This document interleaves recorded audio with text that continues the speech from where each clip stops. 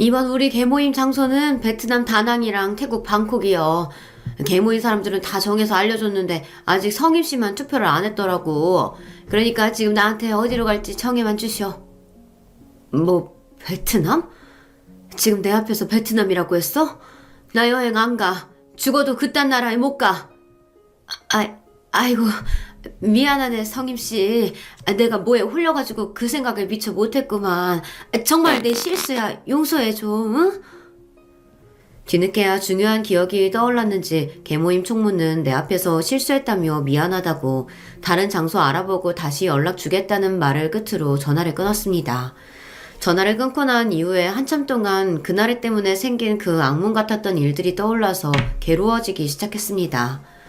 나를 그렇게 만든 나라는 바로 베트남. 요즘 이 나라로 여행들 참 많이 가시더라고요. 하지만 전 그 나라 이름만 들어도 짙은 향냄새, 죽음의 기억만이 떠오릅니다. 그곳에 내 소중한 새끼를 사지로 보내는 일만은 막았어야 했으니까요. 여러분, 제 처절하고 억울한 사연 한번 들어봐 주시겠어요? 지금으로부터 38년 전 맞선 한번 보고서 난 평생 함께할 남자를 만났습니다. 요즘 젊은이들이야 이런 소리 하면 믿기지 않겠지만 우리 때는 부모님이 정해놓으신 혼처나 주변 어른들이 소개해주는 남자를 만나 결혼하는 일이 흔했죠.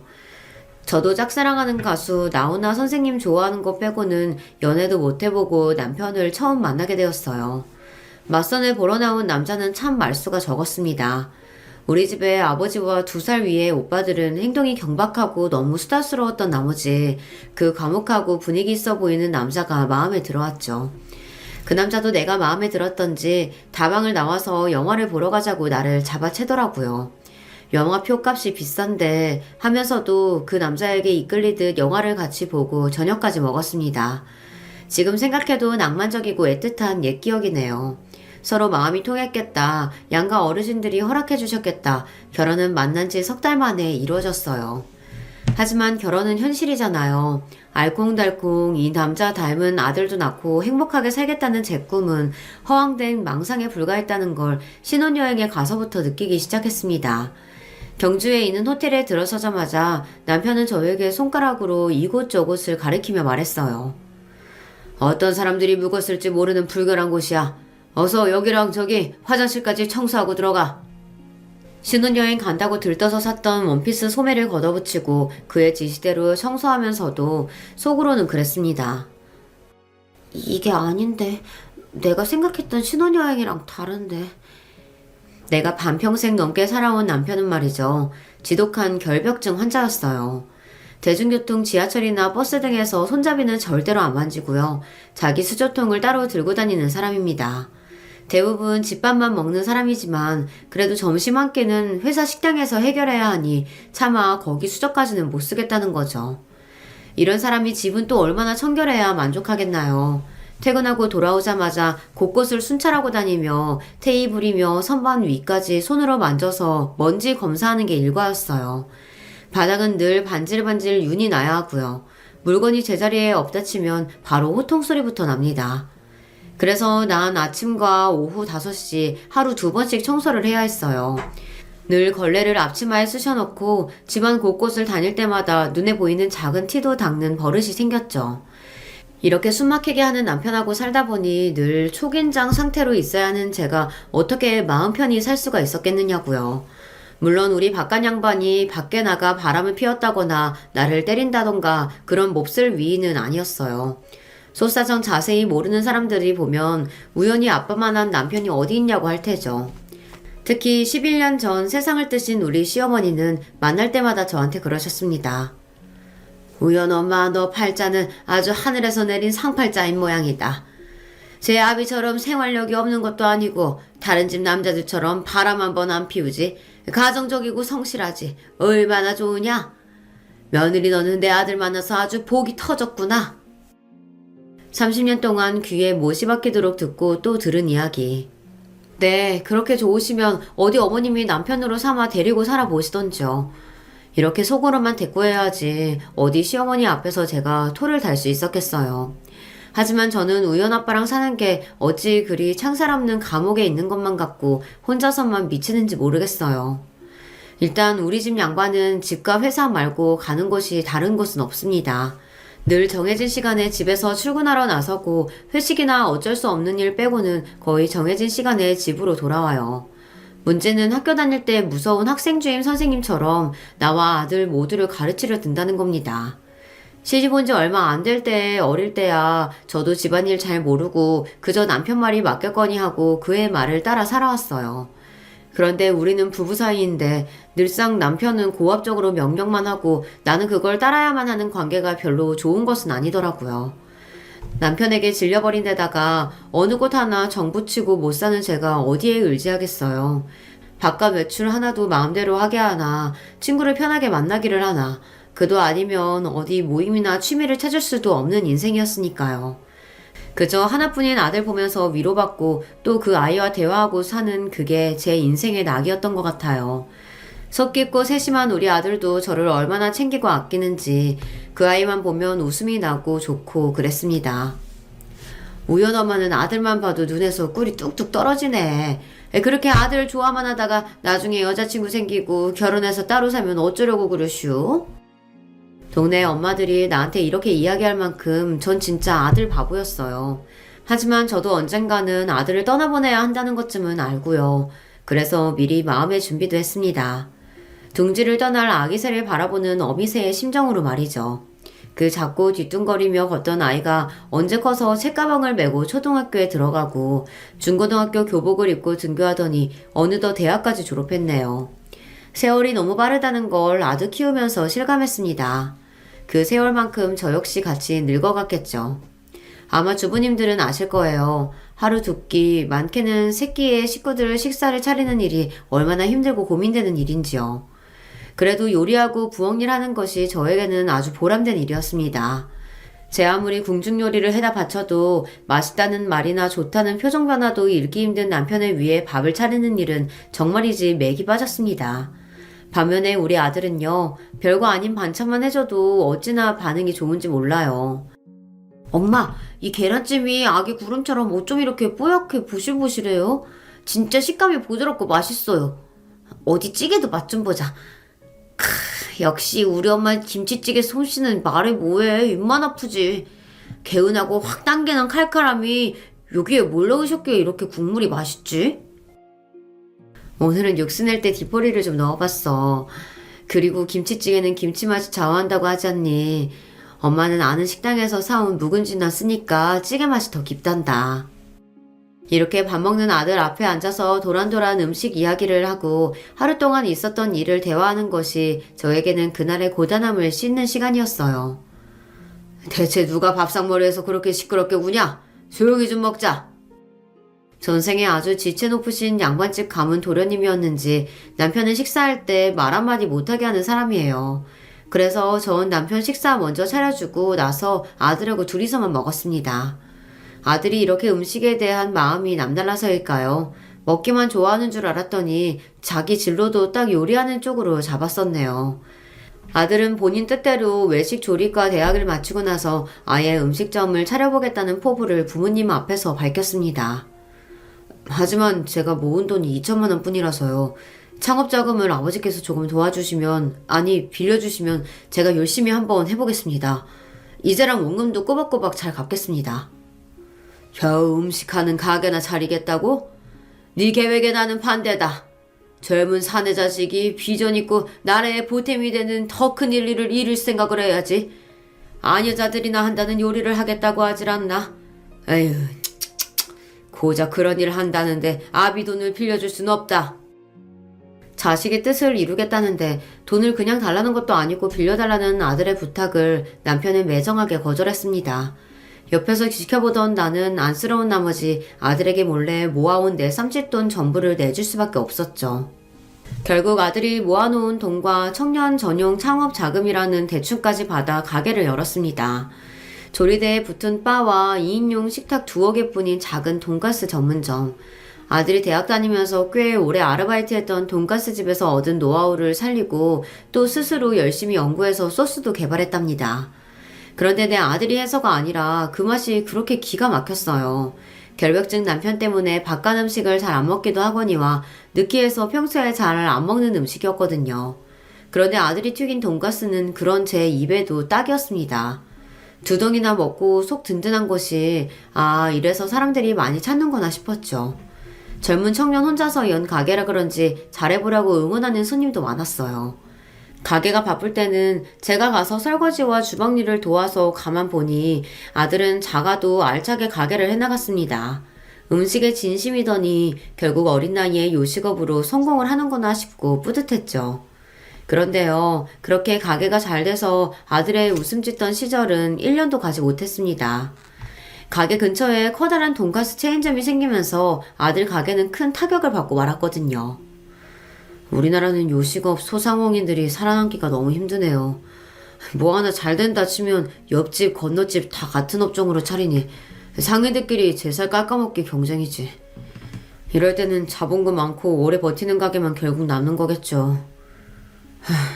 전 아무래도 한국에서 더는 사업 못하겠어요. 그저 한 번뿐인 실패지 않니. 툭툭 털고 이번 일을 경험 삼아 다음에 더 잘해보면 되지. 너무 마음에 담아두지 말거라. 하지만 아들은 어느 날 돌연 베트남에 가겠다고 폭탄 같은 말을 했습니다.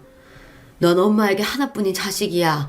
어찌 너를 아는 사람 하나 없는 그런 타지로 보낼 수가 있겠니? 그냥 한국에서 더 시대해보면 안 될까? 이번에는 엄마가 아빠 설득해서 너 가게 차릴 때 도와줄 테니까. 이 나라에서 장사해서 성공한다는 게 얼마나 힘든 일인지 지난번 경험으로 뼈저리게 느꼈어요. 엄마, 저도 아주 생각 많이 하고 내린 결정이니 절 믿어주세요. 결국 아들은 자기 고집대로 베트남으로 떠났습니다. 아들은 베트남에 가면서 자기가 키우던 개 한 마리를 나에게 맡겼어요. 얘 이름은 소피예요. 이제 전 베트남에서 혼자 사느라 이 녀석 돌봐줄 수 없으니 대신 엄마가 좀 맡아주세요. 평생 개나 동물 가까이도 안 가던 나였는데 졸지의 아들 때문에 개엄마가 돼버렸습니다. 어거지로 맡기 시작했지만 재미없는 남편과 둘이서만 사는 나의 적적함을 이 강아지가 채워주더군요. 아들 대신이라 여기며 지내다 보니 소피 그 녀석 덕에 다시 웃기도 하고 산책도 같이 하며 개라기보다는 자식처럼 키웠어요. 무뚝뚝하던 남편도 소피의 간식을 본인 스스로 사올 만큼 처음 보는 다정함을 느끼기도 했고요. 이제 우리 부부에게 소피는 없어서는 안 되는 가족이 돼버렸죠. 아들은 가게 자리를 찾아보고 어떤 업종을 할지 조사하기 위해 베트남에서 한 달 정도 있다가 돌아온다고 했고 우리 부부는 공항까지 마중을 나갔습니다. 저 멀리서 이를 드러내며 환하게 웃으며 걸어오는 꽃무늬 셔츠의 청년이 내 아들이었습니다. 고작 한 달 사이인데 내 아들이 아닌 다른 사람처럼 몰라보게 달라진 느낌을 여러분은 이해하실 수 있을까요? 정말로 아들을 다른 나라에 보내고 싶지 않은 마음이었지만 끝내 아들은 베트남 호치민시에 돈가스와 국수를 파는 퓨전 음식점을 열었습니다. 친한 친구와 동업으로 열었다는데 그 가게를 하며 얼마나 바쁜지 제가 전화를 해도 잘 못 받고 아들은 정말 정신이 없어 보였어요. 어쩌다 가끔 하는 영상통화에서 보이는 아들의 얼굴은 피곤하지만 그래도 밝아 보였습니다. 스스로 보람된 일을 하는구나 싶어서 아들 걱정은 접어두고 그저 타국 생활에 잘 적응하기를 매일 기도했어요. 이제 가게가 좀 안정이 되었으니 놀러오라며 아들은 비행기 티켓을 우리에게 보내주었습니다. 아들 덕에 베트남에 있는 가게에 가보니 백인, 황인, 흑인 다양한 나라의 손님으로 북새통을 이루고 있었어요. 하지만 가뜩이나 덥고 습한 나라의 작은 주방에서 열기와 싸우고 있는 아들의 모습은 대견한 한편 안쓰럽기도 했습니다. 한국 남자 둘이 만든 음식을 다른 나라 사람들이 어찌 이렇게 잘 먹니? 여기 김치 들어간 음식도 있는데 참 맛나게들 먹는다. 베트남 오면 여행자들이 쌀국수나 베트남 토속 음식들을 먹곤 하는데 그것도 하루 이틀이지 금방 질리거든요. 그러다가 우리 가게 음식 한번 먹으면 손님들이 확 반해버리더라고요. 한 번 온 사람은 거의 못 봤어요. 대부분 두어 번씩 먹고 가니까. 그리고 코리안 푸드 어썸 이렇게 음식 칭찬도 하고 휴대폰 어플에 가게 리뷰도 좋게 남겨주니 제 사업은 앞으로 더 잘 될 거예요. 한참 음식과 씨름하며 흘린 땀을 닦으며 말하는 아들의 얼굴에서 빛이 났습니다. 어디 가면 아들 직업이 창피하다며 쉬쉬하던 남편도 이때 아들 일하는 걸 보고 느낀 바가 있었는지 태도가 달라졌습니다. 우리 아들 말입니까? 연매출 2억 원이 넘게 나는 자그마한 요식업해요. 베트남에서요. 아들이 만든 음식이 국제적으로 인기가 많은 것 같습니다. 얼마 전 경비 아저씨가 같이 살던 아들이 오랫동안 안 보인다고 물으니 남편은 이렇게 대답하는 것이 아니겠습니까? 이제야 비로소 남편이 아들의 일을 진심으로 인정했구나 싶어 기분이 좋았습니다. 꽤 잘 벌면서도 7평 남짓한 원룸에서 친구랑 둘이 살고 또 집에서는 가게 일 상의하고 베트남어 공부하면서 아들은 시간과 돈을 절제하며 살았습니다. 남의 나라 살면서 일해야 돈을 잘 모은다면서 말이에요. 그리고 다음 추석에 아들은 한국에 잠시 왔다 가겠다는 희소식을 전했습니다. 하지만 뜻밖에도 우리 집 안에 들어선 사람은 2명, 아들은 만나던 여자친구와 함께 온 것이죠. 제가 갑자기 와서 많이 놀라셨죠? 오빠가 깜짝 선물로 하자며 비밀로 하고 이렇게 왔어요. 제 이름은 김화영입니다. 놀라긴 했는데 참 좋은 쪽으로 놀랐어요. 반가워요. 거기서 베트남 여자 만나서 베트남 사람이 원유리로 오면 어쩌나 했는데 이렇게 예쁜 한국 아가씨라니 아유 다행이네. 선한 눈매에 뽀얀 피부, 부드럽고 친절한 말씨까지 같은 여자인 내가 봐도 참 여성스럽고 예뻐 보이는 아가씨였어요. 그런데 무슨 영문인지 우리 집 소피가 잔뜩 경계하듯 다리로 버티면서 그 아가씨를 향해 세차게 지저대기 시작했습니다. 소피는 사람을 참 좋아하는 개이고 어느 누가 집에 오면 꼬리를 흔들다 못해 엉덩이 춤까지 추는 온순하고 애교 많은 성격입니다. 오랜만에 만나는 아들 품에 뛰어들면서 반기던 녀석이 같이 온 여자친구에게는 전혀 다른 태도를 보이니 이상한 것이죠. 아들과 여자친구는 우리 집에 얼굴만 보여주고서 금방 다시 베트남으로 떠났는데요. 그 애들을 다시 만난 것은 그로부터 3개월 뒤였습니다. 얼마나 서로 좋아 죽었던지 아들은 데려왔던 아가씨와 서둘러 결혼하겠다고 했기 때문이었죠. 아들은 그 아가씨와 한국에서 결혼식을 올리고 우리 집에서 일주일 정도 머물다가 베트남에 가서 신혼생활을 지냈습니다. 그런데 얼마 지나지 않아 2019년의 어느 날이었습니다. 여러분은 그런 날을 느낀 적이 있으신가요? 귀신이 지나간 것처럼 몸이 오싹한 기분이 들고 멀쩡하던 그릇이 깨진다거나 어쩐지 알 수 없는 불안감이 엄습하는 그런 날이요. 그날 전 아들이 죽었다는 비보를 듣고 말았습니다. 아들이 저한테 어떤 존재였는데요. 내 인생의 행복이고 사는 의미와 같았어요. 그런데 그런 아들이 젊은 나이에 죽다니 그것도 타국에서 믿을 수가 없었습니다. 연락을 받자마자 남편과 서둘러 베트남으로 긴급 출국했지만 끝내 아들의 시신조차 볼 수 없었습니다. 이미 베트남 현지 의사의 사망 진단이 나왔고 이후 며느리는 아들의 화장 절차까지 모두 끝내버린 뒤였기 때문입니다. 좀 더 기다릴 것이지. 뭐가 그렇게 급하다고 내 아들을 바로 화장을 했어. 내 아들 시신이라도 안아보고 싶었는데 고국으로 데려가서 양지 바른 곳에 묻어주려고 했단 말이다. 부모인 우리와 상의도 하지 않고 급하게 일을 처리한 며느리가 원망스러워 이렇게 나무랐어요. 하지만 이미 끝나버린 일, 어쩔 수 없이 난 아들의 유해가 들은 유골함만 인도받았을 뿐입니다. 비행기를 타고 돌아와야 하는데 아들의 유골함을 안고 비행기에 탈 수 없다고 막는 겁니다. 유골함은 화물칸에 실는 것이 항공 규정이라는 이유로 말이죠. 난 그렇게 못해요. 우리 아들이 부모도 없는 타국 땅에서 죽었는데 한국 갈 때는 엄마랑 같이 있어야지. 어떻게 짐승이나 물건처럼 화물칸에 실어? 꼭 그래야만 한다면 내가 우리 아들이랑 화물칸에 같이 탈게. 그럼 되겠냐? 아들의 유골함을 안고 화물칸에 못 태운다고 얼마나 버텼는지 모릅니다. 이 사람아, 이러면 우리 아들도 편히 못 떠난다고. 어서 장례식하고 이놈 무사히 눈 감게 해야지. 자, 어서 한국으로 가자고. 이성을 찾고 어서 비행기 타야 한다며 나를 설득하는 남편의 얼굴도 이미 눈물 범벅이었습니다. 그렇게 안타깝고 허망하게 전 타지에서 귀한 아들을 떠나보내야 했습니다. 그런데요, 또 어이없는 일이 벌어지고 말았습니다. 아들 장례식을 마치고 3일 뒤 아들 유골함이 있는 추모원에 다녀왔는데 집에 남편이 없는 겁니다. 집에 있는 편지 한 통을 보고 나서야 깨달았습니다. 남편은 스스로 자취를 감추고 사라진 것이라는 걸요. 다 나 때문에 우리 우연이가 떠났구려. 당신과 우연이에게 사죄하는 마음으로 더 이상 이 집에 있지 못하겠소. 이게 웬일인지 도대체 알 수가 없었어요. 그 단단하고 속내를 알 수 없던 남편이 얼마나 힘들었으면 가출까지 감행한 건지, 아니 도대체 어디로 간 것인지 말이죠. 남편은 자기의 물건 대부분을 그대로 심지어 핸드폰과 차키, 지갑 등 모든 소지품을 집에 두고 나갔으니 그런 그가 너무 걱정되었죠. 바로 경찰서에 남편의 실종 신고를 하고 백방으로 찾아보았지만 그 어디에서도 남편의 흔적을 발견할 수 없었습니다. 나 혼자서 어떻게 살라고. 자식 잃은 어미를 남편까지 잃게 만들다니. 끝까지 이기적이고 무정한 사람. 우연 아빠가 정말 그렇게 믿고 원망스러울 수가 없었습니다. 못하러 숨쉬고 살겠나. 나도 죽으러 떠나야 한다. 이런 생각과 극한의 외로움과 절망감에 사로잡혀 있을 때 저를 찾아온 한 사람이 있었습니다. 그 사람은 베트남에서 돌아온 며느리였어요. 아들이 죽고 나서 얼마 뒤 전 세계적으로 코로나가 발병해서 며느리는 베트남 생활을 접고 한국으로 돌아왔다는 것입니다. 어머님도 아시다시피 전 부모님이나 가족이 없는 고아나 다름없어요.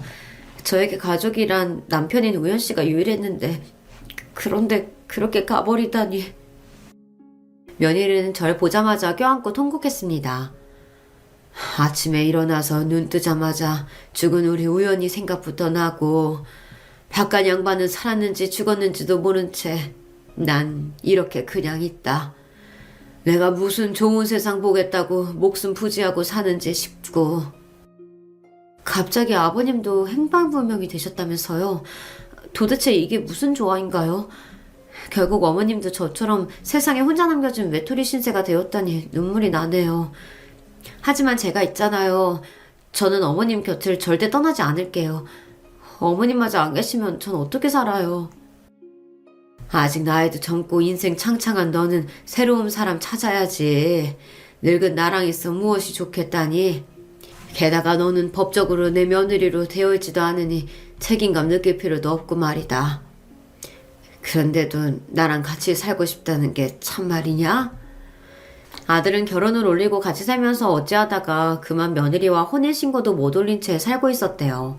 그러던 중 갑자기 세상을 떠났으니 나에게 며느리는 법적으로 타인이었죠. 며느리는 나와 함께 있고 싶다며 그렇게 우리 집에 눌러 살기 시작했습니다. 연이은 불행 중에도 사람 살아갈 방도는 또 하늘에서 주시나 보다 했어요. 힘든 일들을 겪으며 혼자가 된 내 옆에 그래도 며느리가 있어 주었으니까요. 남편 잃고 과부 신세가 된 며느리를 보니 또 불쌍하고 가련하고 내 신세와 같아 보여 그 아이에게 잘해주고만 싶었습니다. 아들에게 밥해 먹이고 뒷바라지를 하면서 느꼈던 기쁨과 보람을 이제 며느리한테 해주며 살았어요. 남들이 보면 모녀간으로 알 만큼 참 오순도순 살았죠. 하지만 나에게 재앙은 끊이지 않았습니다. 약속이 있어서 외출하는 나 대신 며느리가 우리 집 개 소피를 산책을 다녀오겠다고 했어요. 그런데 내가 와보니 아무도 없는 빈집이고 곧이어 들어온 며느리가 빈 개 목줄만을 들고 숨을 헐떡이는 겁니다. 제가 잠깐 응가 치우는 사이에 걔가 어디론가 뛰어가서 찾을 수가 없었어요. 아무래도 걔가 도망간 것 같아요. 여기저기 다 찾아봤는데 어디에도 없었어요. 나의 자식과 같았던 소피까지 가출을 하다니 도대체 내 인생의 바닥은 어디까지 가는 것인지 싶은 절망감에 소피가 쓰던 물건을 보며 며칠이나 울었습니다. 며느리는 걔 물건을 보면 제가 더 우울해진다며 모조리 다 갖다 버렸죠. 외로운 신세의 나에게는 이제 며느리밖에 없었어요. 그래서 더욱 서로 의지하며 살았어요. 하지만 진짜 닥쳐올 내 불행은 이게 시작이었는지 모르겠습니다. 밤마다 문득문득 자주 깨는 나는 그 어느 날 밤 물을 들어 부엌으로 가려고 어둠 속에서 일어났습니다. 불이 꺼진 캄캄한 집 계단 옆 난간을 잡고 한 계단 한 계단 조심조심 내려가는데 몇 걸음이나 갔을까 갑자기 뒤에서 어떤 힘이 느껴졌어요. 그 밀쳐지는 느낌에 전 그대로 계단 아래로 구르고 말았습니다. 아이고 이러다 죽는구나. 내 소리에 놀라 방에서 뛰쳐나온 며느리가 119를 불러 그대로 응급실에 가고 말았어요. 천만다행으로 머리나 중요 부위는 다치지 않고 팔뼈에 금이 가는 부상만 입었죠. 어머님, 갑자기 밤에 계단에 내려가시다가 다치시다니 정말 큰일 날 뻔했지 뭐예요? 그렇네. 걱정시켜서 미안하다. 너 잠도 못 자고 이제 출근해야 하는데 어쩌니? 네, 뭐 괜찮아요. 저 잠깐만 수납 원무과에 다녀올게요. 무슨 생각이 났는지 며느리는 병원 원무과 직원에게 가서 한참 얘기하는 걸 보다 소변이 마려워진 나도 화장실로 천천히 걸어갔습니다. 화장실이 마침 업무가 근처였는데 며느리는 한참이나 그 직원과 실랑이를 벌이고 있었어요. 이 정도면 상해로 진단서 끊어주셔야죠. 보호자분, 담당 의사 선생님이 이미 내린 진단을 제가 바꿀 수는 없습니다. 이 정도의 부상은 상해까지는 안 됩니다. 그게 무슨 소리야? 우리 어머님 큰 사고 났는데 계단에서 굴러떨어지면 상해니까 상해 보험 받을 수 있잖아. 아니야? 듣자 하니 며느리는 보험에 청구해야 하는데 내가 다친 게 크지 않아 치료비 정도의 실손보험 청구만 가능하다는 게 직원의 대답이었습니다. 며느리는 불같이 그 직원에게 화를 내고 의사에게 진단명을 바꿔달라고 소리까지 쳤습니다. 늘 내 앞에서 수줍은 듯 조용조용 말하는 순한 아이였는데 저런 모습을 보니 속으로 적잖이 놀랐어요. 사람에게는 참 다양한 모습이 있구나 하며 계속 걸어가던 중 의아한 생각이 뇌리를 스쳤어요. 가만 이상하다. 나는 상해보험 같은 건 들어둔 적이 없는데 실손보험 하나, 암보장보험 하나 그렇게 2개만 있는 걸로 알고 있어요. 며느리가 직원과 얘기한 보험은 들은 것만 해도 2개의 상해보험이었는데 좀 이상했습니다. 예, 화영아, 잠시 이리 좀 와보렴. 나는 말이다, 상해보험 같은 게 없어. 제가 갑자기 나타나서 그런지 아니면 자기가 했던 말을 들었을까봐 그런지 며느리 얘가 날 보자마자 화들짝 놀라서 어쩔 줄 몰라 했습니다. 그건요. 제가 들어놓은 보험이 따로 있어서요. 이런 복잡한 건 제가 다 알아서 할 테니까 걱정 마시고 어머님은 그저 들어가서 쉬고 계세요. 보험이나 치료비 같은 골치 아픈 일을 며느리가 알아서 처리해준다면 나야 편하고 좋죠. 며느리 말에 안심하고서 전 병실로 돌아왔습니다. 근 2년간 나에게 불행한 일들이 너무 많이 일어났어. 마가 단단히 꼈나? 아무래도 점이라도 봐야 할까봐. 느닷없지만 사람이 자꾸 안 좋은 일이 생기면 이런 미신에 의존하게 되는 것 같아요. 어떤 용하다는 무속인을 찾아가서 내 점사를 보게 되었죠. 자네 요즘 사는 게 아니겠네? 맞아요, 신녀님. 정말 요즘 같아선 저 딱 죽겠어요. 어쩌다가 제 인생이 이렇게 된 건지 모르겠거든요. 무슨 애군이 끼기라도 한 건 아닐까요? 너 지금 죽지 못해 산다는 얼굴인데 그냥 이대로 넋놓고 있다가는 너도 금방 죽어. 네? 억울하게 죽은 젊은 남자 영혼도 보이고 그 외에 다른 영혼도 몇 보이네. 보아하니 자네한테 원한이 있는 것 같진 않고 지금 자네 가까운 곳에 사람을 해하고 다니는 몹쓸 것과 함께 사는 게야. 그것이 원혼이면 구슬하든 죄를 리든 해야 할 테고 그게 사람이면 연을 끊어놔야 그래야 네가 살아. 그 무당님은 신기 있게 내 사정을 딱딱 알아맞히는 것 같았지만 그렇다고 내가 지금 뭘 해야 한다는 방법을 정확히 말하지는 않았어요. 신묘하고 영험하기로 소문났다고 아는 언니가 소개해준 곳인데 괜히 복비만 날리게 생겼네. 이렇게 별 소득 없이 점집을 나와서 집에 오는 길에 문득 이런 생각이 드는 겁니다. 그 신녀님 얘기 중에 억울하게 죽은 젊은 남자, 혹시 우리 아들을 얘기하는 게 아닌가. 많은 꿈 채 펼치지 못하고 죽어서 억울했구나. 저승으로 곱게 못 가고 구천을 헤매고 있는 건 아닌지 싶어 가슴이 저며왔습니다. 집에 와서 오늘 본 점사를 며느리에게 얘기하니 그 애는 무슨 벌레라도 본 듯 불쾌한 표정을 지었어요. 어머님, 그렇게 안 봤는데 무슨 그런 미신을 믿고 아깝게 돈까지 주고 오세요. 다신 그런 엉터리 찾지 마세요. 아셨죠? 그래, 나도 그렇게 생각해. 워낙 답답하고 나쁜 일만 생기니까 나도 뭐에 홀렸는지 그랬구나. 하긴 어머님이 얼마나 많은 일을 겪으셨어요. 전 다 이해해요. 그래도 우리 우연씨 천국으로 잘 갔을 거예요. 착한 사람이었잖아요. 며느리 말을 들으니 점집에 간 내가 부끄러웠습니다. 그리고 그 엉터리 점쟁이의 말을 그저 흘러보내고 잊고 살고 있었어요. 지금 와서 생각해보면 그래요. 주변에서 많은 사람들이 당하는 보이스피싱 같은 일들 있죠. 남의 얘기라고 들으면 참나 바보같이 뭐 그런 말도 안 되는 사기꾼한테 속냐 싶잖아요. 그렇지만 그 사기꾼들은 프로랍니다. 남을 속이고 등쳐먹는 일에 특화된 능력을 가진 프로요. 그러니까 보통의 선량한 사람들은 사기꾼에게 한번 걸리면 옴짝달싹 할 수 없이 속아서 넘어가서 제 손으로 그들에게 돈을 갖다 바치는 겁니다. 차라리 보이스피싱한테 걸려 돈만 뜯기는 게 나을 뻔했어요. 그보다 더한 악질 사기꾼 때문에 소중한 사람들을 잃어야 했다는 걸 알게 된 지금에 와서 전 그런 생각이 듭니다. 갑자기 며느리가 갑자기 다치는 바람에 병원에서 며칠 입원을 하게 되었어요. 낮에는 며느리 간호하러 병원에 가 있고 저녁이면 집에 돌아왔었는데 대문 옆 우체통에 몇 가지 우편물이 쌓여 있었어요. 그 우편물은 대우보험, 삼성화재 보험 등 죄다 보험사에서 온 것들이었죠. 내가 상상할 수도 없는 일들이 벌어지고 있다는 걸 그 봉투를 뜯어보고 나서야 알게 되었습니다. 그 보험들은 모두 내가 죽으면 며느리가 거액의 보험금을 수령하게 되는 일종의 사망보험들이었던 거죠. 나도 모르게 어떻게 이런 일이 가능한지 하도 이해가 안 돼서 그 보험사에 연락해서 어떻게 된 일인지 물어보았습니다. 그중 어디는 내가 인터넷으로 설명해서 보냈다고 하고 또 어디는 내가 본인 확인 통과를 했다고 하더군요. 며느리가 저축된다고 해서 은행원이 묻는 말에 대답만 하면 된다고 통화시켜준 적이 몇 번 있기는 했지만 이게 다 이런 보험일 줄은 까맣게 몰랐어요. 며느리가 퇴원하고 집에 돌아오자마자 전 보험 우편물들을 보여주며 물었습니다. 나를 속이면서까지 이렇게 많은 사망보험을 든 까닭이 뭐냐? 너 설마 그런 보험까지 들어놓고 나 죽기를 바랬던 거야? 그런데 그 애는 오히려 자기를 오해한다면서 화를 내고 거칠게 대답하더군요. 제가 그렇다고 어머님을 뭐 어떻게 하겠다는 뜻이 아니잖아요.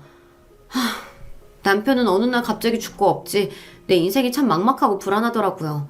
이러다 어머님마저 떠나시면 어쩌나 싶어서 저도 제 살 길 찾겠다는 마음에 들어놓은 보험일 뿐이라고요.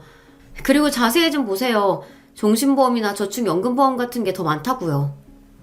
조근조근 나에게 설명하는 며느리 얘기를 들어보니 또 그의 말이 맞는 것 같더라고요.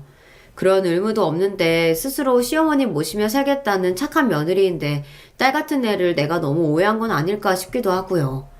그저 앞날이 걱정되어서 보험을 많이 들은 것뿐이라는 며느리 설득에 내 마음이 동요했죠. 하지만 그렇다고 해서 이해에 대한 의심이 모두 걷어진 것도 아니었습니다. 표면적으로는 며느리와 이전처럼 잘 지냈지만 한번 의심의 먹구름이 들이우니 이제 며느리의 행동 하나하나가 모두 날 해치려는 의도처럼 보였거든요. 나 혼자서 이 일을 헤쳐나가기에 힘들다는 것을 알기에 내 의혹을 풀어줄 수 있는 사람, 그러니까 탐정을 고용하기로 마음먹었습니다. 평범하게 살림만 하던 여자가 어떻게 탐정을 고용해야 할지 몰라 고심한 끝에 결국 전직 경찰 출신의 연배가 좀 있는 탐정을 찾아서 내 사정을 설명했습니다. 참으로 여러 가지 일을 겪으셨네요. 안타깝습니다. 경찰로 시작해서 지금 일을 하며 어떤 수사 감각, 촉이라고 해도 좋을 그런 직감 같은 게 제게 있거든요. 그래서 그러는데 아드님 돌아가셨을 때 며느리 외에 함께 지내던 사람이 있었습니까? 그때요? 그때 베트남에서 같이 가게를 운영하던 친구가 한 명 있었어요. 그럼 그 아드님 친구분과 연락이 닿게 해주십시오. 그리고 얼마 뒤 오랜만에 아들과 베트남에서 함께 지냈던 친구에게서 전화가 걸려왔습니다. 어머님 안녕하셨어요? 잘 지내셨는지 안부 묻기도 죄송하네요. 우연히 장례식에 뵙고 나서 그간 통 연락을 못 드려서 면목이 없습니다. 저도 그 일이 충격이고 괴로워서 일부러라도 그 친구 잊고 일만 하고 살았거든요. 아니야, 다 이해하네. 우리 우연히 생전에 많은 것을 함께한 친구니 그럴 수 있어. 그래, 가게는 잘 되고 있고?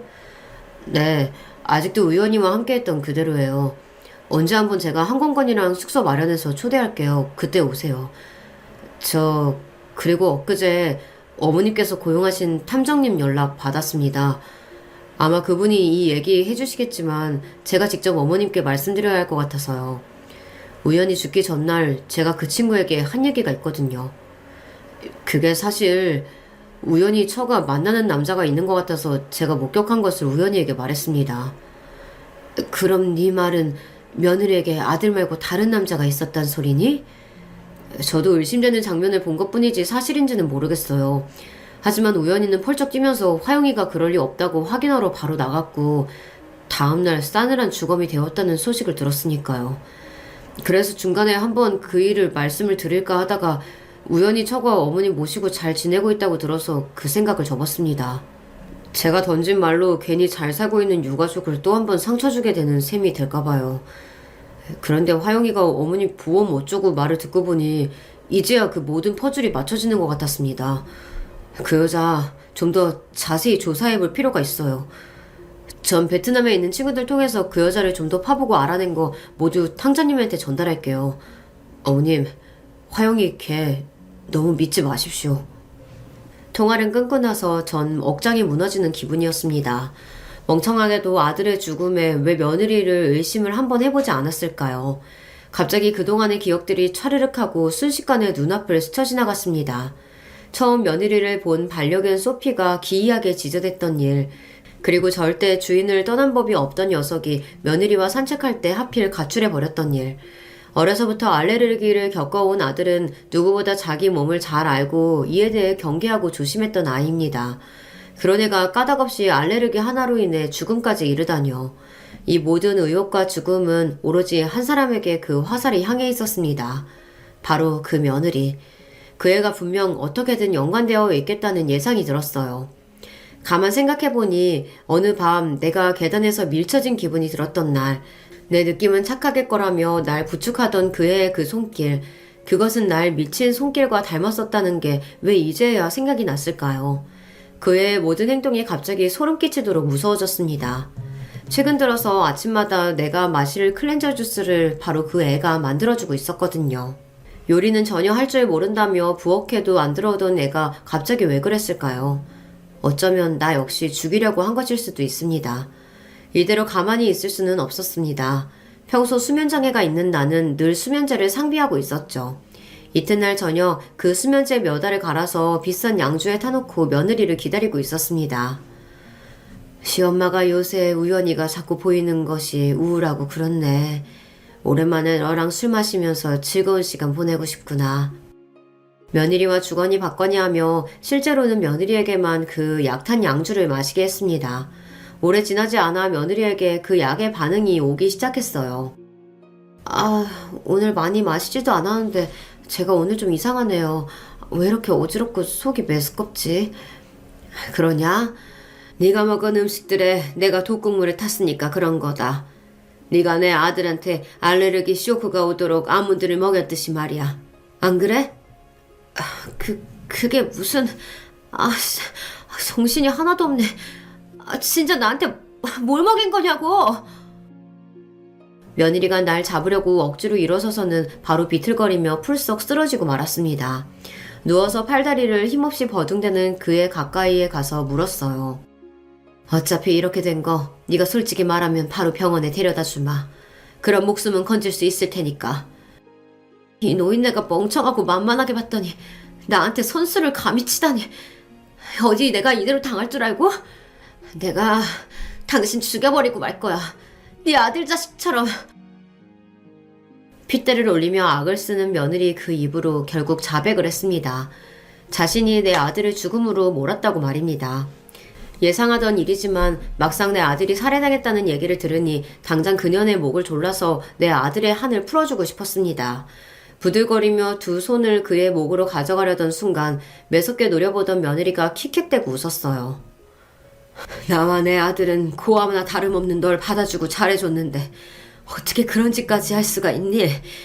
내 아들이 널 얼마나 좋아했는데 단지 돈 하나 때문에 사람으로서 못할 짓을 해. 겨우 돈이라니. 당신이 사채빚에 허덕이는 아비 밑에서 자란 내 사정을 알기나 해?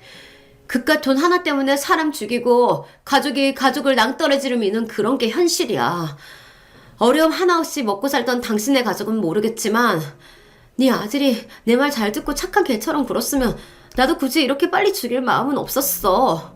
그때 나한테 괜히 의심만 품지 않았으면 제 명을 재촉하지는 않았을 텐데 입산 동업자 친구 놈 하나 때문에 당신 아들을 제거할 수밖에 없었다고. 그 친구 새끼나 원망해. 그런데 왜 이렇게 잠이 쏟아지지? 이봐 노인네, 진짜 나한테 독 탄 거 맞아? 증상이 뭔가 묘하게 다른데? 진짜 독약을 탔다면 차라리 그 손으로 내 목숨을 끊어봐. 어디 독약으로 고통스럽게 가느니 그게 낫겠네. 자기를 그 손으로 어떻게 해보라며 웃기까지 하는 걸 보니 난 그 애가 너무 무서웠습니다. 그 애는 사람이 아니에요. 악마 그 자체 같았어요. 깊은 잠에 빠져드는 며느리 애를 집에 내버려두고 저도 모르게 뒷걸음질 치며 집 밖으로 도망을 쳤어요. 내 인생 전부와 바꿔도 아깝지 않을 아들을 속이고 죽게까지 만든 장본인인데 저도 솔직히 똑같이 되갚아주고 싶었죠. 하지만 전 그 마음을 이겨내고 참았습니다. 만약 내가 살인해서 지옥에 가버리면 천국에 있는 내 아들 만날 수 없을지도 모르잖아요. 하지만 수면제를 먹고 코까지 드르렁대며 자고 있는 저 나쁜 년을 어떻게든 파멸로 이끌 것입니다. 제가 한 건 여기까지입니다. 하지만 아무리 궁리를 해봐도 어떻게 그년에게 되갚으면 좋을지 그 방법을 모르겠어요, 탐정님. 집에서 나오자마자 탐정을 찾아간 저는 며느리의 자백을 담은 녹음기를 주며 말했어요. 당연히 그런 자는 법의 심판을 받아야죠. 내가 현직 시절 친했던 후배 경찰에게 이 일을 잘 수사해달라고 부탁해놓겠습니다. 어머님은 며느리에 대해 모은 증거와 자료들을 가지고 강남경찰서에 가서 아드님의 사망을 재수사해달라고 하십시오. 내가 집에서 나올 때는 분명 자고 있던 며느리가 경찰과 함께 가보니 온데간데 없이 사라지고 없었습니다. 모든 죄가 폭로된 마당에 준행랑을 친 거겠죠. 경찰은 아들의 살해 용의자로 며느리를 특정해서 수배령을 내렸습니다. 초조하게 경찰이 그 살인자를 잡아오기를 학수고대하던 끝에 기쁜 소식이 들렸어요. 소식을 듣고 경찰서에 달려가 보니 그곳에는 잡혀온 며느리 그리고 그 옆에 동조했던 하나의 공범이 있었던 것입니다. 며느리는 내 아들을 만나기도 훨씬 전부터 서방같이 지내던 남자가 있었는데 그 남자의 직업은 바로 보험사 직원이었습니다. 그 공범이 베트남에서 만났다는 내연 관계의 남자이기도 한다는 것 또한 기가 막힙니다. 아주 상습적인 놈들이네. 아드님이나 어머님 사건 이전에도 교통사고 내고 보험 사기치던 작자들이에요. 한국에서 수배령이 떨어지자 베트남으로 도주해서 거기에 아드님을 만나고 만 거죠. 어쩌다 그런 악질 중에 악질 같은 것들이 내 아들에게 붙은 것이란 말입니까?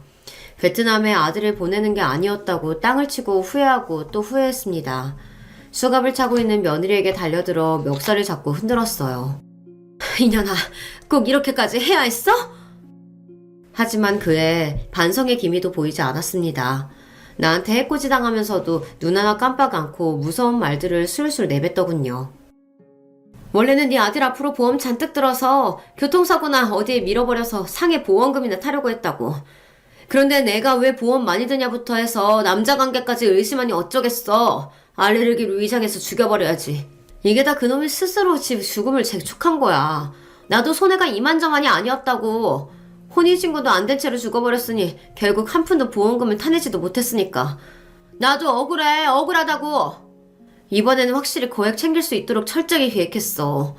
당신이 나를 철석까지 맺도록 만든 후에 사망보험도 30개나 들어놨어. 아들 잃고 혼자 남은 늙은이쯤 주무르는 건 일도 아니었는데. 그런데 어디서부터 내 완벽한 계획이 틀어진 건지 지금도 모르겠네.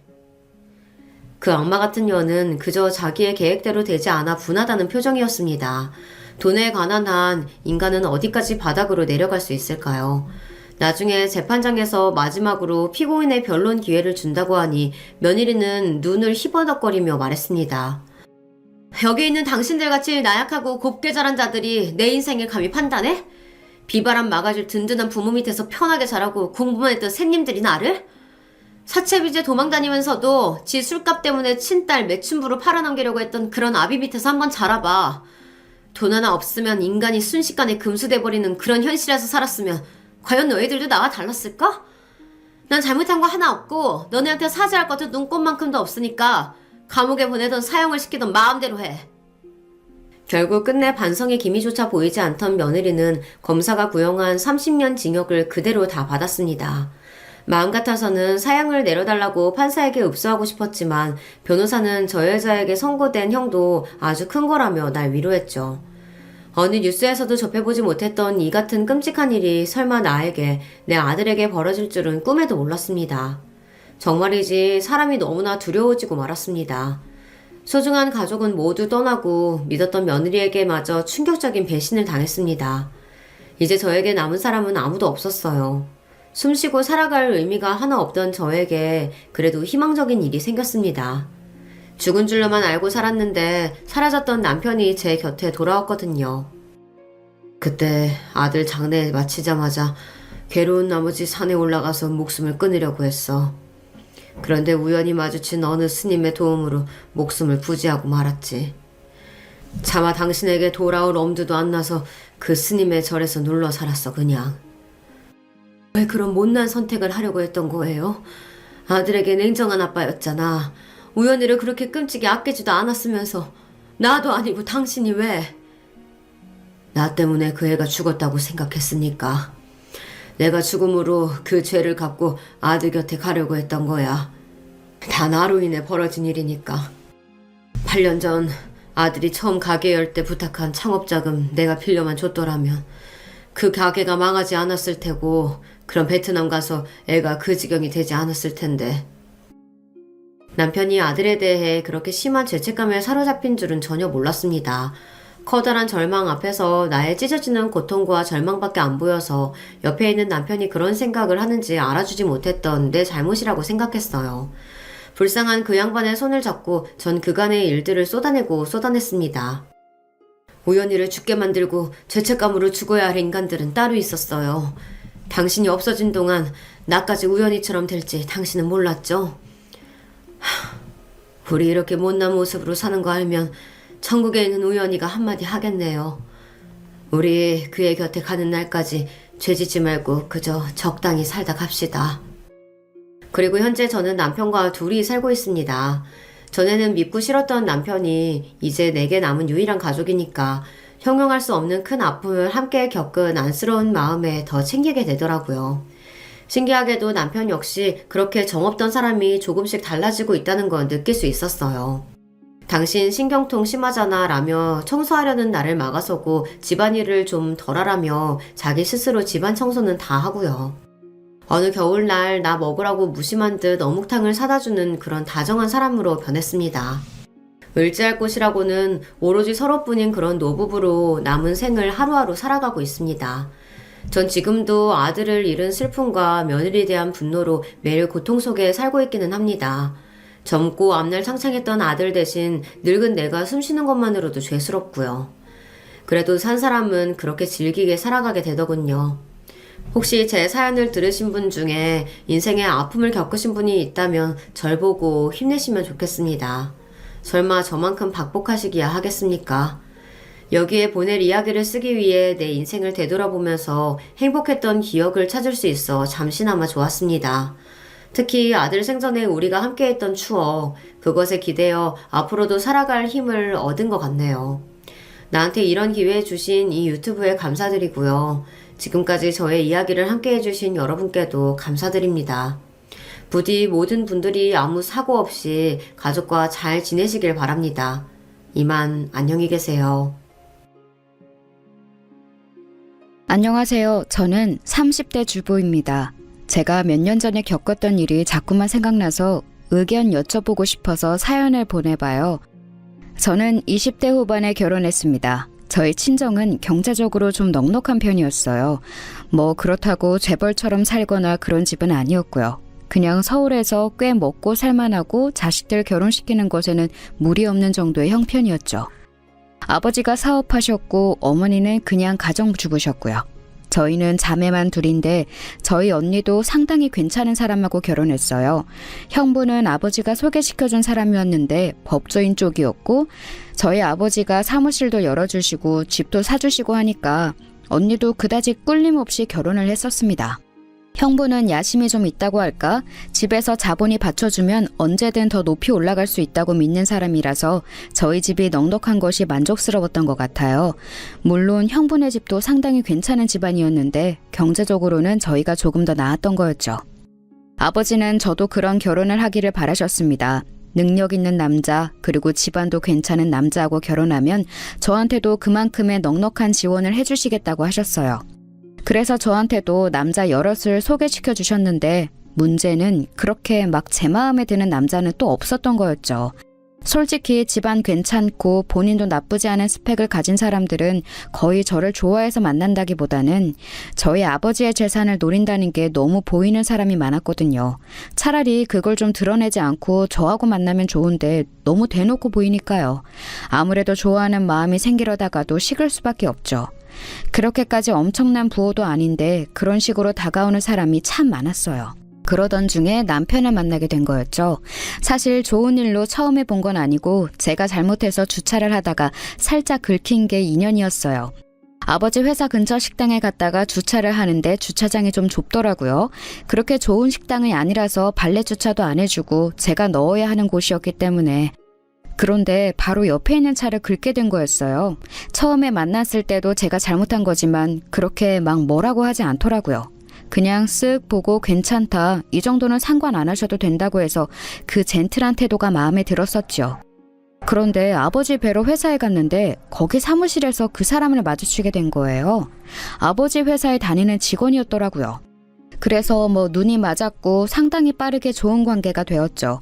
솔직히 아버지는 별로 안 좋아하셨어요. 회사 직원인데 그렇게 전문직도 아니고 그냥 너무 평범한 사람이라는 거였죠. 물론 그 사람도 좀 부담스러워하기는 했어요. 다른 사람도 아니고 직장 대표님의 딸이라고 하니까 마치 출세를 노리고서 사귀는 것처럼 보인다고요. 저는 그게 아니라는 걸 아니까 상관없었는데 당사자 입장은 또 다른가 보더군요. 다른 직장 동료들 눈치도 보인다고 하면서 말이에요. 아버지는 한동안 계속 마음에 안 들어 하시다가 한참이나 그 사람이 일하는 걸 지켜보시더니 성실하고 능력도 있는 것 같다고 결혼을 허락하셨어요. 아버지 입장에서야 좀 마음에 안 차시는 게 너무 당연하기는 했죠. 주변에 있는 젊은 남자들이 전부 전문직이고 저한테 소개시켜주려 하셨던 사람들도 모두 아주 잘난 스펙의 사람들이거나 아니면 좋은 집안 사람들이었으니까요. 평범한 직장인인 그 사람이 눈에 안 찰 수밖에요.